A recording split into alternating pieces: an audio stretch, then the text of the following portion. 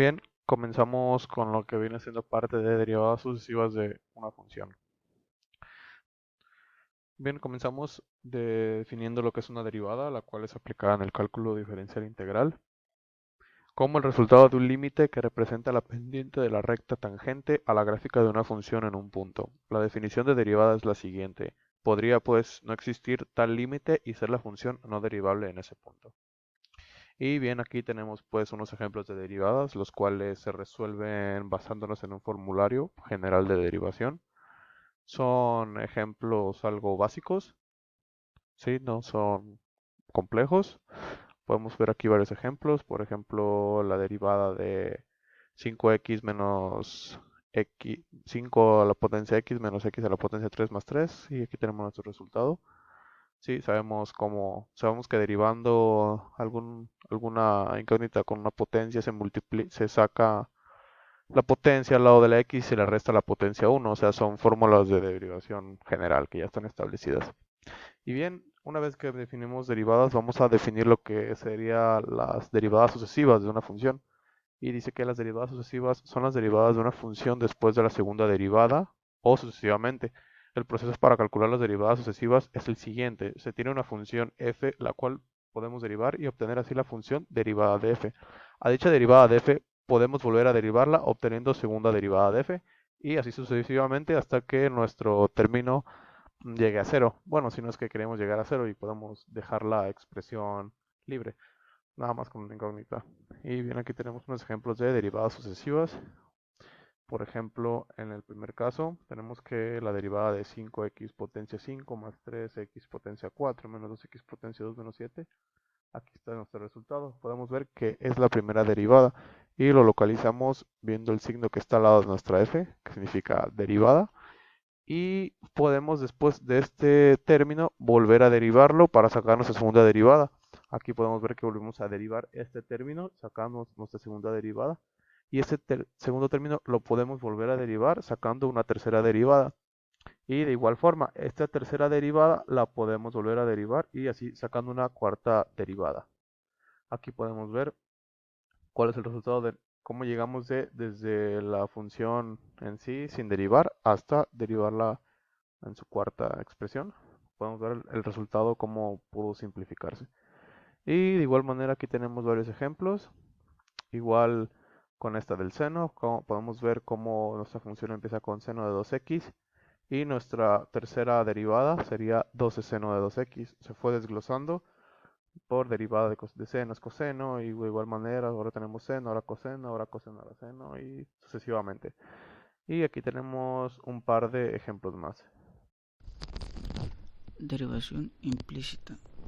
Básicamente una derivación implícita es aquella en donde al representar la ecuación la variable dependiente no está despejada, y en cálculo normalmente se utiliza la variable y.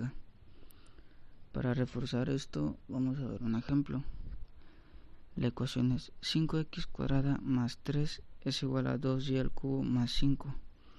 En este caso vamos a encontrar derivada de y con respecto en x o bien y'. De las dos formas está correcto. Y al momento de derivar, cuando nos encontremos una constante con la variable y, vamos a agregar y' o derivada de y con respecto en x. En el punto 1 está la ecuación y vamos a derivar de la forma que ya conocemos, que sería 5x cuadrada es igual a 10x. El más 3 es una constante, por tanto queda como 0. Es igual a 2y al cubo, en este caso sería 6y cuadrada, y como dije anteriormente se le tiene que agregar la y' más 5. Más 5 es una constante, por tanto queda como 0. Y ya como estamos buscando y', se va a despejar. Por tanto, el 6y cuadrada pasa del otro lado dividiendo porque está multiplicando y queda como 10x sobre 6y cuadrada. O bien también se puede escribir 10x sobre 6y cuadrada es igual a derivada de y con respecto en x. Cualquiera de las dos formas es correcto de representarlo. Sentido de concavidad. ¿Qué es el sentido de concavidad? En la geometría y en cálculo diferencial, la concavidad es una curva de una superficie que parte de una zona interior, de una circunferencia o de una esfera. Es decir, que tiene parte hundida dirigida al observador. En funciones algebraicas cóncavas, una función es cóncava cuando dados dos puntos cualesquiera, el segmento que los une queda por debajo de la curva o por arriba. El criterio de la concavidad. Si f de la función cuya segunda derivada existe en un intervalo abierto, si f es mayor que 0, todos quedarán con una cóncava hacia arriba, y si es menor, quedará con una cóncava hacia abajo. En la siguiente diapositiva les muestro un ejercicio donde tenemos la función que es f de x igual a 5 menos 2x menos x al cuadrado.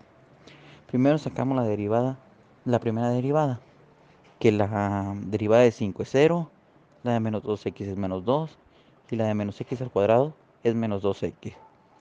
Sacamos la segunda derivada. Sabemos que la derivada de menos 2 es 0, la derivada de menos 2x queda menos 2. En el siguiente paso tendremos que sacar los intervalos, que en el primer intervalo f de x sea mayor que 0 y en el segundo menor que 0.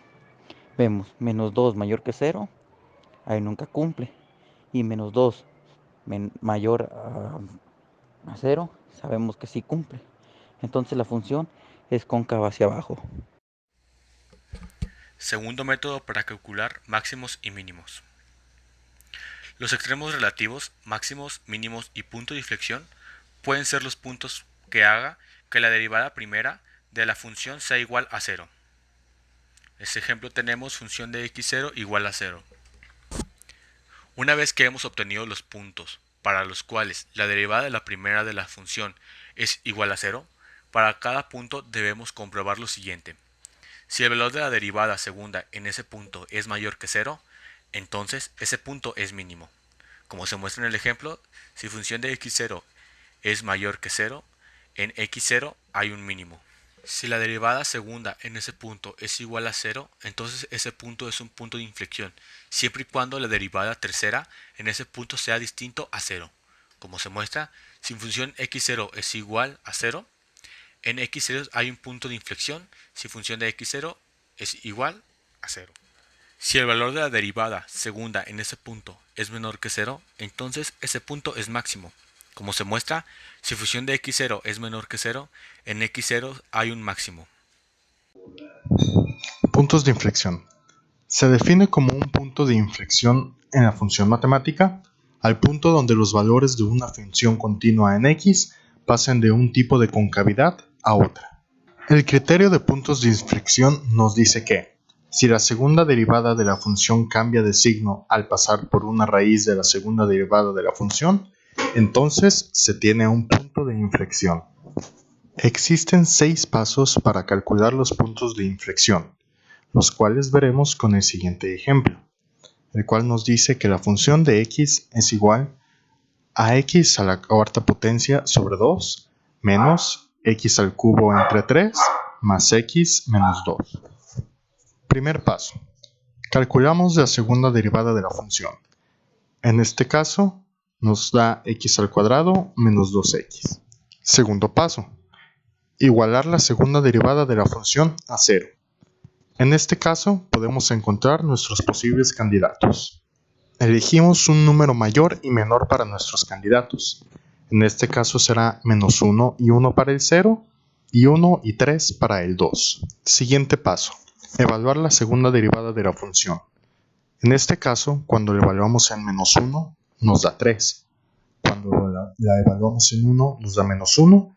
Y cuando la evaluamos en 3, nos da 3. Aplicar el criterio de puntos de inflexión. Si hay un cambio de signo, es un punto de inflexión. En este caso, los candidatos cambian de signo, por lo cual, en ambos casos, se tiene un punto de inflexión. Por último, encontraremos las coordenadas de los puntos de inflexión. Esto lo lograremos evaluando nuestros resultados en la función original. Si evaluamos la función en 0, nos da menos 2. Si la evaluamos en 2, nos da menos 4 tercios. Con esto, podemos determinar que el primer punto de inflexión está en las coordenadas x0, y-2, y nuestro segundo punto de inflexión está en las coordenadas x2, y-4 tercios. Aceleración en un movimiento rectilíneo. Movimiento rectilíneo uniformemente acelerado o movimiento rectilíneo uniformemente variado. ¿Qué es? Se dice que un cuerpo realiza un movimiento rectilíneo uniformemente acelerado o uniformemente variado cuando su trayectoria es una línea recta y su aceleración es constante. Esto implica que la velocidad aumenta o disminuye su módulo de manera uniforme. A lo largo de mi tema, veremos las ecuaciones y gráficas del movimiento rectilíneo uniformemente acelerado. Veremos lo que es la velocidad, lo que es la posición y lo que es la aceleración junto a sus respectivas gráficas y ejemplos. Derivadas trascendentes. Muchos fenómenos de la naturaleza son modelados mediante funciones exponenciales, logarítmicas, trigonométricas y combinaciones de ellas. De esto se desprende la importancia de poder calcular la derivada de estas funciones, que en lo sucesivo llamaremos funciones trascendentes. Propósitos: reforzar y extender el conocimiento de la derivada a través del estudio de la variación de las funciones trigonométricas, logarítmicas y exponenciales para cubrir situaciones que se modelan con funciones trascendentes. Retomar las situaciones entre las gráficas de una función y su derivada. A continuación se mostrarán las fórmulas para derivar las funciones logarítmicas, después las funciones exponenciales, después la derivada de las funciones trigonométricas. Existen 4 fórmulas básicas de derivación, de las cuales se mostrarán sus fórmulas a continuación. Derivada de una constante, derivada de potencia, derivada por un múltiplo constante, derivada de la suma o resta de 2 o más funciones. Orígenes del número E. En las postrimerías del siglo XVI, las dos grandes potencias marítimas, España e Inglaterra, ofrecían mucho dinero a las personas que descubrieran un mecanismo que facilitara los cálculos trigonométricos ligados a la navegación y a la astronomía. Un precio razonable. Fue el escocés John Napier quien descubrió esta herramienta matemática en 1614, los logaritmos naturales. En un apéndice de su trabajo aparece su constante base, el número E, que hoy podemos ver en todas las calculadoras. Gracias a los logaritmos, a los que Napier llamó números artificiales, las multiplicaciones pueden sustituirse por sumas, las divisiones por restas y las potencias por productos, lo que simplificó mucho la realización manual de los cálculos matemáticos. ¿Cuál es el valor del número E? Al igual que pi, el número E es un número irracional del cual no podemos conocer su valor exacto porque tiene infinitas cifras decimales. Hasta 10 cifras decimales el valor de E es 2.7182818284. E es un número real poco llamativo, sus cifras no se repiten de una forma periódica, es decir, no siguen ninguna pauta. ¿Cómo calcular el número E? No empieces sin mí, ni tú sin mí. Tú mismo puedes hacerlo, solo tienes que disfrazar los números que le preceden a la siguiente fórmula. 1 más 1 sobre n, todo esto elevado a la n. El antepasado más lejano de nuestro protagonista es el 2, que se obtiene sustituyendo n por 1 en la fórmula anterior y operando. Quedaría 1 más 1 sobre 1 elevado a la 1 sería igual a 2. Vamos a acercarnos un poco más. Sigue el patrón. Fíjate que el denominador de la fracción coincide con el exponente de la potencia. Al sustituir n por algún otro valor, obtendremos los siguientes resultados. Los matemáticos siempre dispuestos a llevar las cosas al límite defienden a E así. E es igual al límite cuando n tiende a infinito multiplicado por 1 más 1 sobre n elevado a la n. Gráficamente estará representado de la siguiente manera. ¿Por qué se llama número E?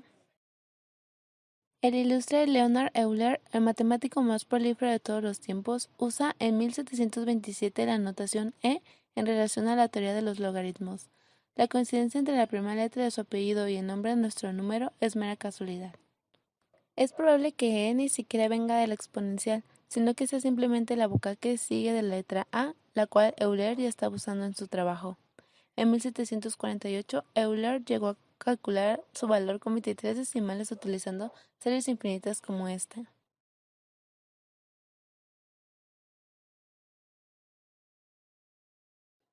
Curiosidades del número E. Esta información vale millones.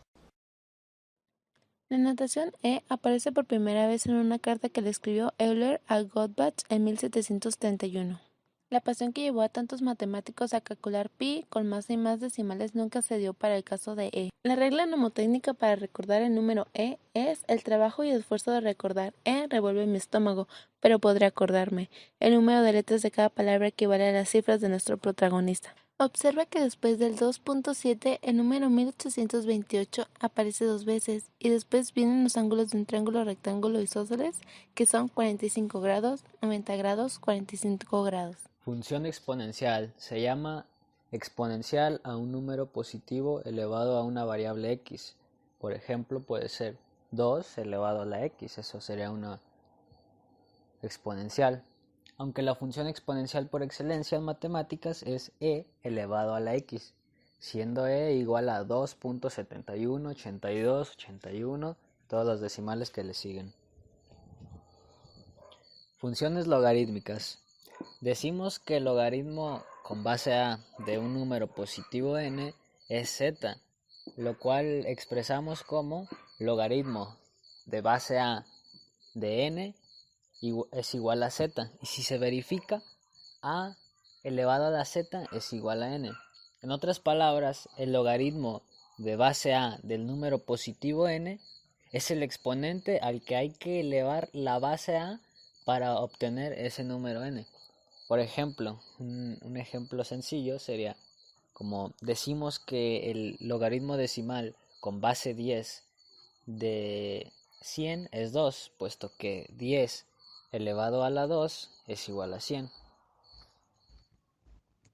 Derivación de función logarítmica, exponencial y exponencial general.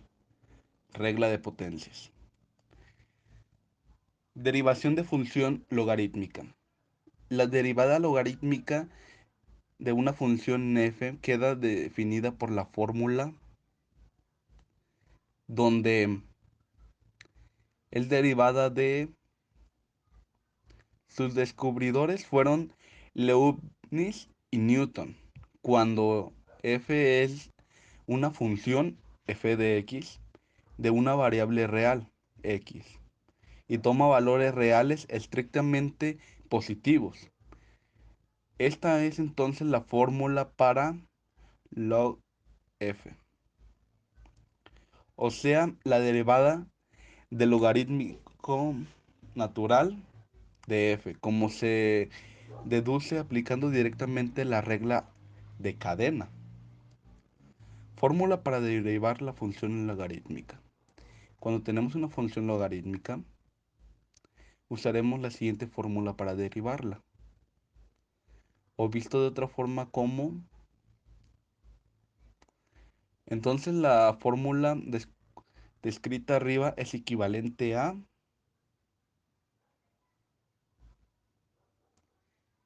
derivada con logarítmico neperario. Si tengo una función con logarítmico natural o neperario, la derivada es, ejemplo, f de x es igual a log sobre 2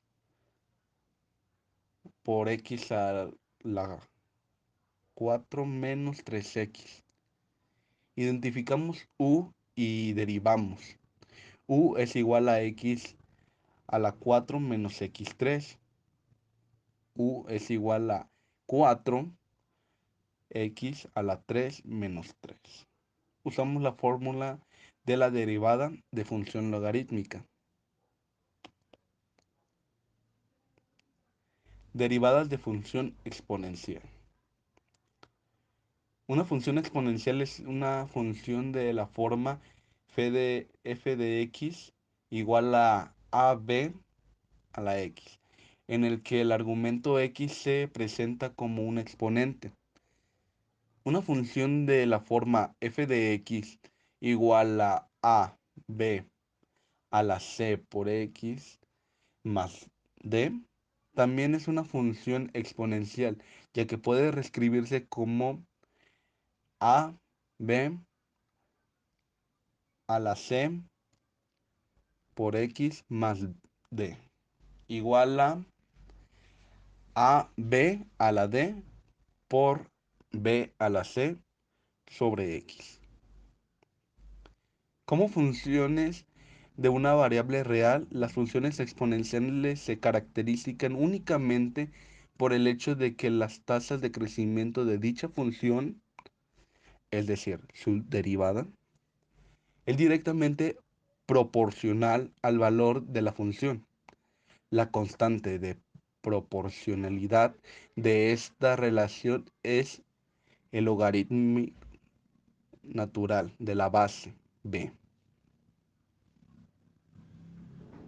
La constante e igual 2.71828 es la base única para la cual la constante de proporcionalidad es 1, de modo en que la derivada de la función e en sí misma es la derivada de la función exponencial es igual a la misma función por el logarítmico neperario de la base y por la derivada del exponente. F de x igual a sobre a la u. F de x igual a u por a la u por in por a. Como ejemplos,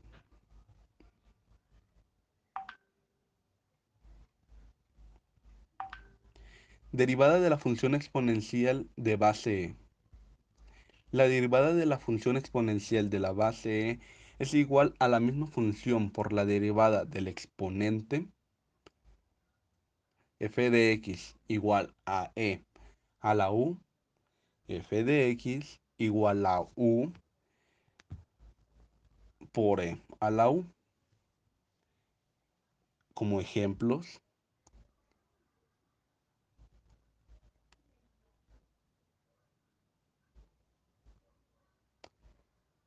regla de potencia. La regla de la potencia se utiliza para derivar las funciones de la forma f de x igual a x por r, siempre que r sea un número real, dado que la derivación de una operación lineal en el espacio de funciones diferenciales, los polinomios también pueden ser derivados usando esta regla.